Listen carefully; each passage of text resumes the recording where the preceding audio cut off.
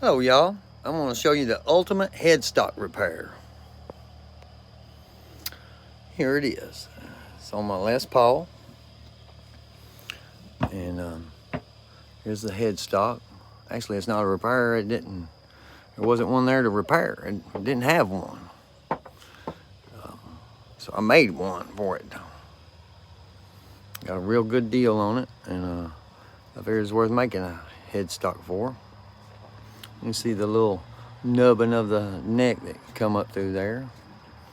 There's the headstock that I made, and then I cut out little veneers, made little veneers of curly maple and purple heart, and put them together and put them on the front there.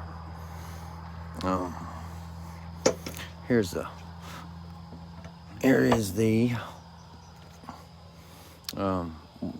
kind of like one of the pieces that I had cut out for it.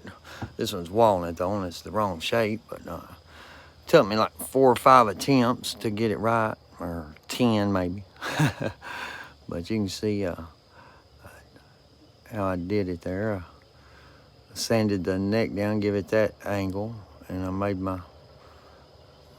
headstock piece like that. And actually it was quite a bit longer. You can see how long, a little round things where I dug a knife into it on accident while I was making it. But when I initially glued the existing one on the guitar, it was as thick as the walnut one there, but it just didn't look right. It was just on the back side of that little nubbin. So I was like, man, what can I do? So I took I had some curly maple and some purple heart pieces, and I put them together kind of like that. Cut them to length, and then cut me a little notch out for the truss rod and put them on there. And each one I'd do it, I'd sand a bunch off the back of that piece until I got the right size. And luckily that piece was thick enough, I was able to make kind of like a little veloute on it.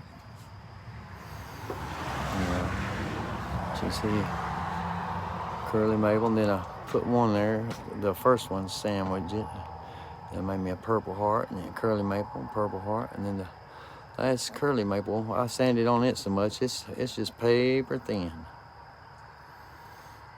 You kind of see it in the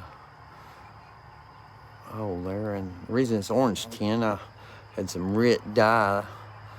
I was actually watching Big D's guitars and how he dyes them, and I used Rit dye to dye that. Still working on it though.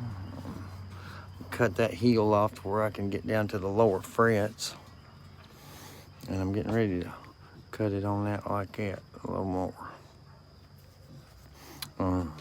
There's a piece of the purple heart. You see how thin I had to cut. I'd sand and sand and sand until it would get thin enough. I put 2 of them together. That purple heart is the strongest shit I have ever seen. It's strong as steel. And the deal I got on it, a real good deal, was I dug it out of the Guitar Center's dumpster in Louisville, Kentucky. I watched the Guitologist channel, and he's showing all the stuff he got out of there, and I was up there one night and said, well, hell, I'm gonna stop by here and check it out. Sure enough, there was 5 guitars in there, and this was one of them. The other 4 was acoustic electrics, and 1 classical. Very nice guitar, and that was it.